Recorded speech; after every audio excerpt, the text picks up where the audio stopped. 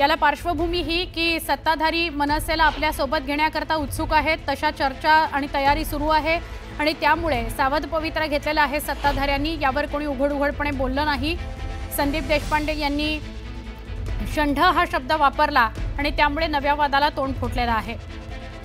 तिकडे विधान भवनामध्ये सगळे शंढ बसलेले आहेत आणि म्हणून कोणी आक्षेप घेतला नाही, मराठी भाषेत फलक लावलेला नाही, यावर कोणी आक्षेप घेतला नाही असं त्यांनी म्हटलं।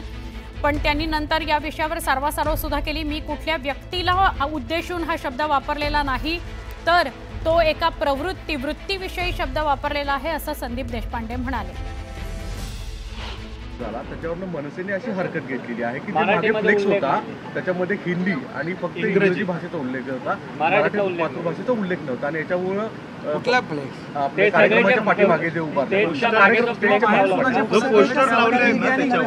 हा खरं म्हणजे लोकसभा आयोजित हा कार्यक्रम आहे, लोकसभेने आयोजित केलेला आहे आणि जे राज्य सरकार कार्यक्रम आयोजित करते त्यामध्ये तुम्हाला माहीत आहे सगळ्यात मोठा मराठी असतो।